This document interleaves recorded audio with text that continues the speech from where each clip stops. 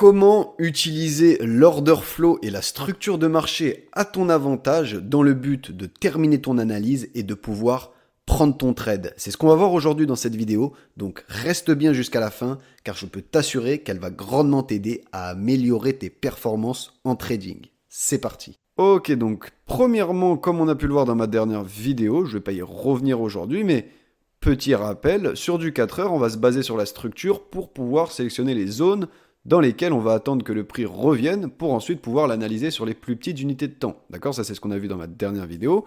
Donc, on va sélectionner les zones sur du 4 heures qui sont à l'origine de la création de nouveaux points de structure. D'accord? Donc ça serait les zones actuellement dans lesquelles on attendrait le retour du prix pour potentiellement capitaliser sur des longues. Et évidemment, comme je l'ai dit, on regarde toujours bien sur la gauche pour voir où est-ce qu'est en train d'évoluer le prix actuellement, s'il ne serait pas dans une zone de supply. D'accord? Et là, c'est le cas. Au vu que le prix est en train d'évoluer actuellement dans cette zone, d'accord? Cette zone qui, je le rappelle, était à l'origine donc d'une prise de liquidité, qui s'en est suivie d'un break, d'accord? Qui à l'époque était dans cette structure baissière, et donc de la création d'un nouveau plus bas. Bref, tout ça, c'est ce qu'on a vu dans ma dernière vidéo, ok? Donc maintenant, c'est censé être acquis. Ce qui va nous intéresser aujourd'hui, c'est de comprendre, grâce à l'order flow et aussi grâce à la structure, sur du M15, comment analyser le prix à l'intérieur de ces fameuses zones, d'accord? Une fois que le prix est revenu dans ces fameuses zones, comme ici par exemple, on est dans une zone de supply, comment on va analyser le prix sur du M15 et comment on va poursuivre donc notre analyse jusqu'à potentiellement prendre un trade. Ok? Donc, petit schéma pour que ça soit plus clair pour vous. Imaginez qu'on est sur un graphique M15, d'accord? Donc là, le tracé du prix, ce soit sur du M15. On est donc revenu dans votre zone H4 de supply, ok? Vous avez sélectionné par rapport à la structure sur du 4 heures, comme on a pu le voir dans la dernière vidéo. Le prix est de retour dans cette zone. Comment analyser le prix sur du M15, ok? Donc, ça va pas être compliqué. Quand le prix va revenir dans votre zone H4, il sera forcément en structure haussière, d'accord? Le prix ne peut pas revenir sur du M15 dans votre zone H4 autrement qu'en structure haussière. Et donc, nous, ce que l'on va attendre au retour du prix dans notre zone de supply H4, c'est que cette structure, elle change et que donc on ait un retournement d'order flow. D'accord? Donc, comme je l'ai dit, le prix va arriver dans notre zone en structure haussière, donc en succession de plus haut de plus en plus haut et de plus bas de plus en plus haut. Ok? Et nous, ce qu'on va vouloir voir pour pouvoir identifier un retournement d'order flow, c'est la cassure d'un point de structure sur du M15. D'accord? Et donc, vu que là c'est un schéma bearish, la cassure d'une zone de demande sur du M15. Mais pas n'importe quelle zone de demande, d'accord? Pas n'importe quelle bougie buy to sell random qui se fait casser par le prix pour qu'on puisse se dire ok, on a un retournement d'order flow. Non, là ça va être la même chose que lorsque l'on a sélectionné sur du 4 heures notre zone vis-à-vis de la structure. Bah là c'est la même chose, d'accord? On est dans une structure haussière quand on arrive dans notre zone. Et pour qu'on puisse identifier un retournement d'order flow dans cette zone, eh bien il va falloir que ça soit une zone de demande qui ait créé un point de structure dans cette structure haussière qui soit cassée. D'accord? Donc par exemple, cette zone de demande que j'ai sélectionnée ici, qui a donc été cassée par le prix, c'était tout simplement l'extrémité de cette impulsion qui avait créé un nouveau plus haut de plus en plus haut, d'accord, dans cette structure haussière. Ok? Donc, cette impulsion vient casser cette zone de demande. On a bien un retournement d'order flow, d'accord? Parce que cette zone de demande qui est cassée par le prix, c'était une zone de demande valide, d'accord? Parce qu'elle est basée par rapport à la structure haussière qui était en vigueur jusqu'alors, ok? Donc à partir du moment où on a bien notre retournement d'order flow à l'intérieur de notre zone de supply H4, on va désormais avoir une zone qui est à l'origine de cette création de retournement d'order flow. Et cette zone, ça va être désormais notre zone d'intérêt, dans laquelle, après une création de liquidité, au retour du prix, on va venir analyser désormais le prix sur du 1 minute. D'accord? Et donc, sur du 1 minute, qu'est-ce qu'on va attendre? C'est très simple, on va attendre exactement la même schématique que l'on a attendu sur du 15 minutes dans notre zone de supply H4. On va attendre un retournement d'order flow. Mais encore une fois, c'est pareil. Quand le prix va arriver dans notre zone M15 qui est à l'origine du retournement d'order flow, eh bien le prix, il va être en structure haussière sur du 1 minute. D'accord? Ici, dans cette impulsion, si je vais sur du 1 minute, j'aurai une schématique très similaire à celle-là. Une schématique de structure haussière, en plus haut de plus en plus haut, et plus bas de plus en plus haut. Ok, c'est logique.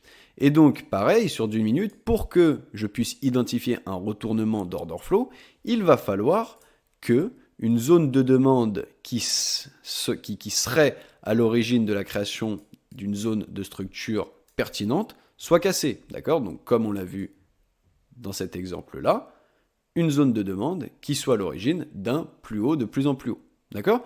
Et donc, à partir du moment où on a la cassure de cette zone de demande, on va, comme sur du 15 minutes, avoir une zone qui sera à l'origine du retournement d'order flow sur du 1 minute et dans laquelle, après création de liquidité, on va pouvoir cette fois-ci prendre notre trade en mettant notre stop loss juste au-dessus. Ok? Pareil donc pour un exemple bullish, ok, on fait les deux. Si le prix serait de retour dans une zone de demande H4 que l'on aurait sélectionnée par rapport à la structure, ok, eh bien on attendrait exactement la même chose. Mais à l'inverse, ça serait un retournement d'order flow bullish que l'on voudrait attendre, et non un retournement d'order flow bearish. Ok, c'est logique. Là, le prix, il va tout simplement arriver dans notre zone H4 en structure baissière sur du M15. Donc une succession de bas de plus en plus bas et de hauts de plus en plus bas.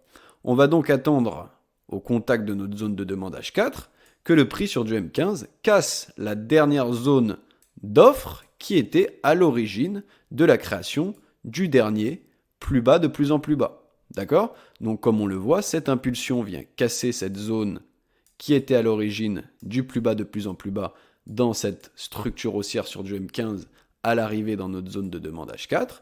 On a donc bien un retournement d'order flow bullish qui nous permet désormais d'avoir une zone d'intérêt à l'origine de ce retournement d'order flow bullish dans laquelle, après création de liquidité, on viendra analyser le prix sur du M1, d'accord?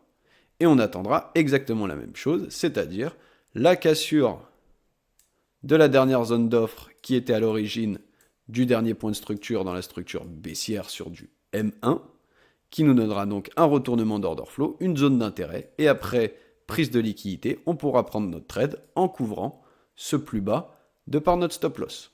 Ok, donc on est parti pour un exemple sur les graphiques. Donc, nous sommes devant les graphiques et on va appliquer exactement ce que l'on vient de voir sur les schémas. Ok? Là, le prix, il est de retour dans notre zone de supply H4. On va donc aller sur du M15 et on va attendre un retournement d'order flow comme vous l'avez compris. D'accord? Là, on voit bien, le prix est en structure haussière sur du M15. On est en train de créer des plus hauts de plus en plus hauts, d'accord? Des plus bas de plus en plus hauts. C'est logique, le prix est de retour dans notre zone de supply H4, il ne peut que être en structure haussière sur du M15. Ok? Donc, comme je l'ai dit, on va attendre la création d'un retournement d'order flow qui serait donc une impulsion qui viendrait casser la dernière zone de demande qui aurait créé un point de structure pertinent sur du M15. Ok? Donc là, ce que l'on peut voir, et c'est assez furtif, je veux dire, c'est pas forcément, ça va pas toujours être forcément graphiquement parfait. Ce qu'on peut voir, c'est que ici, on avait le dernier plus bas de plus en plus bas, et de par cette impulsion, on était venu casser ce dernier plus haut de plus en plus haut. D'accord? Donc on avait créé un nouveau plus haut de plus en plus haut. Donc la dernière zone de demande à ce moment-là, c'est tout simplement celle-ci. Ok? Ici, vous avez votre dernière zone de demande actuellement sur le marché, sur du M15. D'accord? Là, le prix, s'il voudrait continuer la structure haussière, il devrait rebondir sur cette zone et créer un nouveau plus haut de plus en plus haut par rapport à celui-là. D'accord? Et on aurait donc une nouvelle zone de demande, et ainsi de suite. Ok? Nous, pour qu'on ait un retournement d'order flow, il faudrait que le prix, de par une impulsion, vienne casser cette dernière zone de demande qui est à l'origine du dernier plus haut de plus en plus haut dans la structure haussière. Ok? Comme on va le voir, c'est ce qui va arriver. D'accord? Donc à partir de ce moment-là, on a bien un retournement d'order flow, ok, au vu que la dernière zone de demande vient d'être cassée. Très bien. Ce retournement d'order flow, évidemment, il intervient dans notre zone de supply H4. Donc, désormais, ce qu'on va vouloir sélectionner, c'est la zone qui est à l'origine de ce retournement d'order flow. C'est tout simplement, sans se prendre la tête et sans raffiner de manière idiote, toutes les bougies qui sont avant la cassure, d'accord, qui précèdent la cassure, Voilà, vous pouvez raffiner comme ça si vous voulez, mais ce n'est pas forcément nécessaire, au vu que de toute manière, on va analyser le prix sur du 1 minute pour avoir une entrée plus précise. Donc on peut sélectionner notre zone de manière large. D'accord? Ce qu'on va attendre, c'est, comme je le dis à chaque fois, une création de liquidité autour de cette zone. Ok, donc on en a une juste ici. C'est très bien. On va attendre que le prix revienne donc dans notre zone pour pouvoir ensuite analyser sur du 1 minute et reproduire le même schéma. D'accord? Donc le prix revient dans notre zone. On va donc aller sur du 1 minute. D'accord? Si je devrais revenir exactement ici, est-ce que pour vous, ici, on a un retournement d'order flow? Pourquoi nous n'avons pas de retournement d'order flow à ce moment-là? Beaucoup peut-être auraient pu penser que cette bougie est une zone de demande. Mais c'est pour ça qu'il faut être très vigilant à comment vous analysez le prix sur d'une minute. Parce que ça va être beaucoup plus, si je puis dire, malin. Il va falloir être très précis. Okay? Pourquoi cette bougie n'est pas une zone de demande? C'est simple. Est-ce que cette bougie est à l'origine de la création du dernier plus haut de plus en plus haut?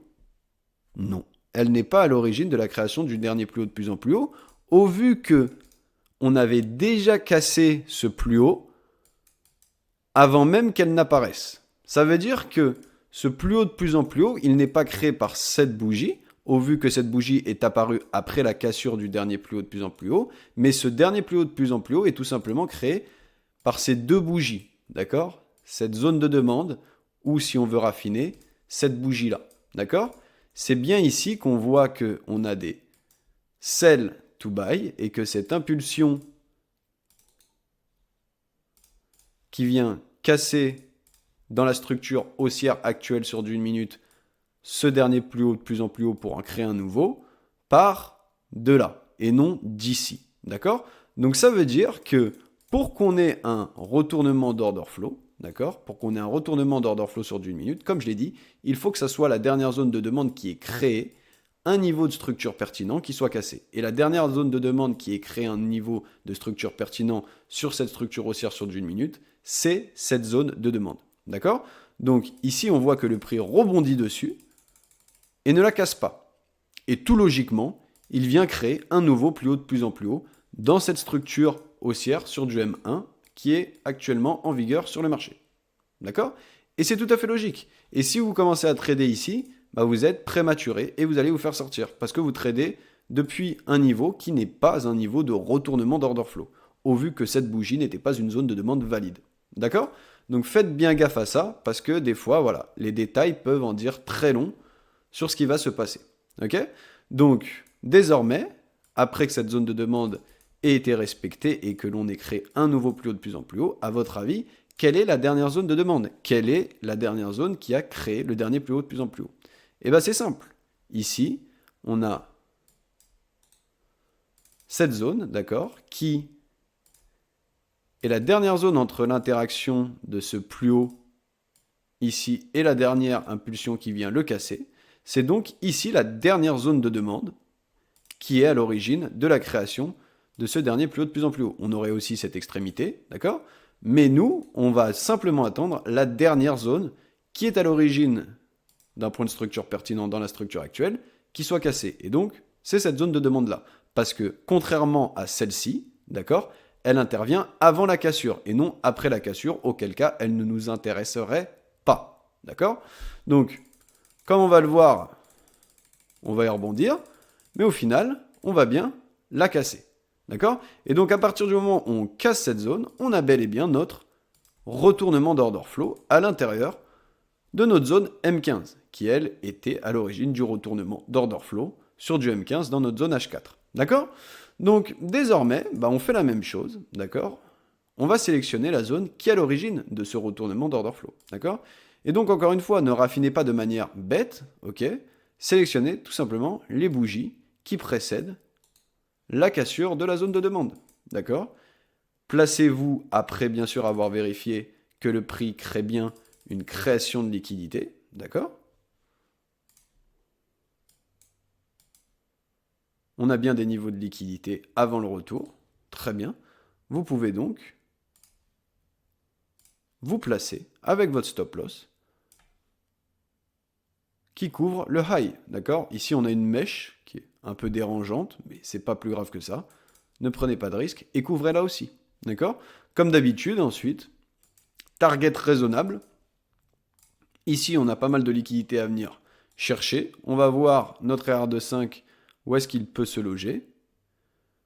Ce qu'on peut voir, c'est qu'ici, aux liquidités qui pourraient être très intéressantes à venir chercher, on est déjà à un ER de 4, d'accord, environ.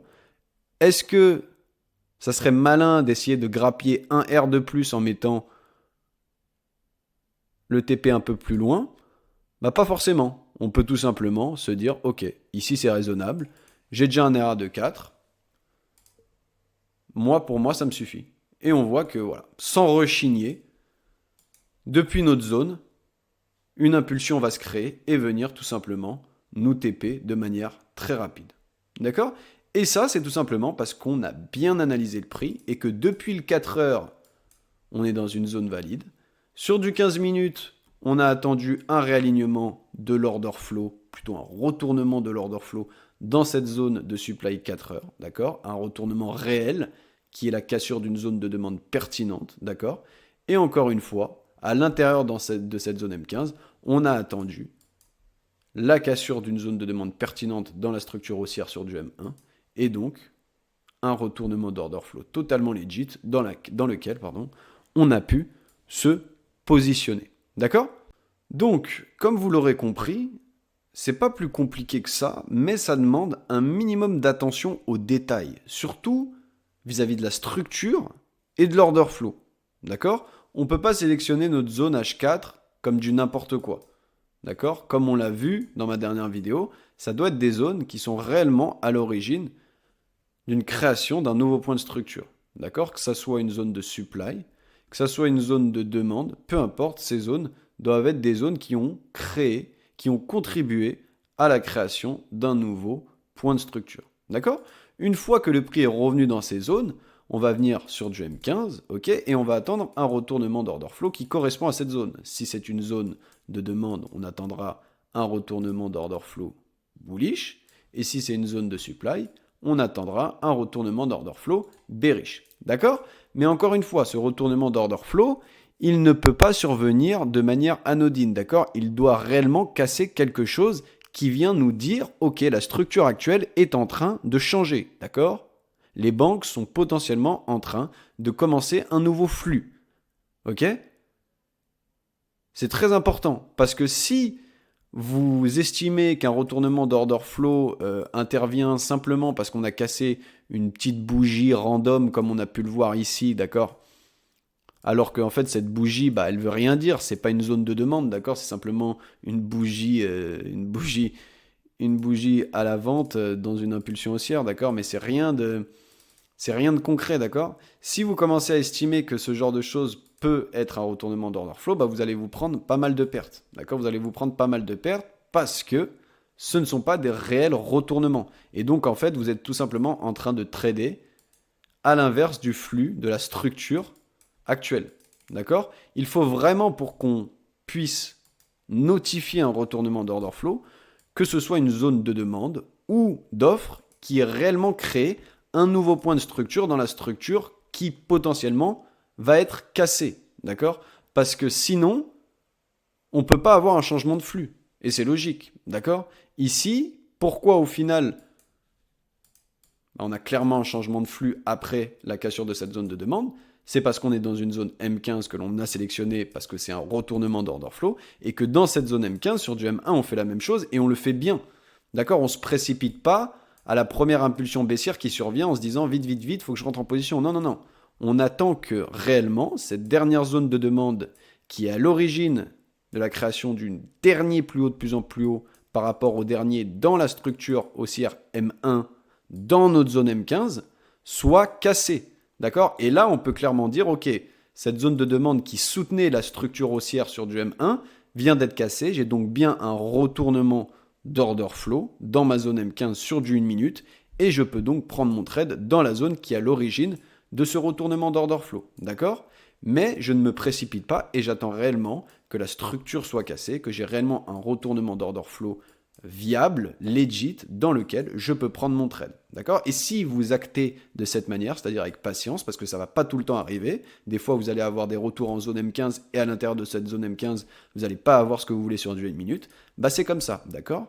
Mais quand ça arrive pour de vrai, eh ben vous avez réponse tout de suite du marché. D'accord? C'est pas anodin qu'au retour pile dans notre zone, on ait cette forte impulsion. C'est parce que on est placé au bon endroit. Et ça, comme je l'ai dit dans ma dernière vidéo, bah ça peut pas arriver tous les jours. Okay, ceux qui vous le diront que ça peut arriver tous les jours, c'est faux. De toute manière, une fois que maintenant vous avez compris réellement comment on utilise l'order flow et la structure, eh ben c'est simple. Vous allez voir que sur les marchés, vous n'allez pas tous les jours avoir ce genre de setup. Mais par contre, ça peut arriver plusieurs fois par mois, parfois plusieurs fois par semaine, d'accord? Parfois ça va arriver, je sais pas, 2, 3, 4 fois par semaine peut-être. Si vous tradez deux paires, par exemple, si vous tradez le JU, l'IU, vous allez pouvoir avoir plusieurs potentiellement setups par semaine. Mais triez vos setups avec parcimonie et appliquez exactement ce que je vous ai transmis dans cette vidéo. D'accord? Pour ne pas être apte à plutôt être la proie de faux setups, d'accord? De faux retournements d'order flow, de faux changements de caractère, vous les appelez comme vous voulez, de faux breaker block, vraiment vous les appelez comme vous voulez, c'est tous la même chose de toute manière. C'est tout simplement que ça va être des pièges, d'accord? Des pièges tendus par les institutions pour que vous vous précipitiez à trader un retournement alors que le flux actuel va tout simplement continuer, d'accord? Donc, soyez bien sûr qu'on est sûrement si je puis dire, à la fin d'un flux, que vraiment tout porte à croire que le marché va se retourner parce qu'on est dans une zone H4, parce qu'on a une création de liquidité, parce qu'on a des retournements d'order flow, pour réellement pouvoir prendre votre trade, d'accord? Ne vous précipitez surtout pas. Enfin bref, voilà, j'espère que cette vidéo a pu vous aider à entrevoir, à comprendre le marché de manière simple et efficace. C'est vraiment ce que j'essaye de transmettre sur cette chaîne. Donc si c'est le cas les gars, j'en appelle à votre soutien. N'oubliez pas de la liker, je vous remercie d'avance. Si vous avez des questions, évidemment, posez-les-moi en commentaire, c'est fait pour. Je me ferai un plaisir de vous lire et de vous répondre, il n'y a pas de questions bêtes. Si vous êtes nouveau, je vous invite à vous abonner pour ne rien rater de ce qui va suivre. Et comme d'habitude, je vous souhaite une très bonne semaine de trading, trader de manière safe, et on se revoit très bientôt. Allez, salut!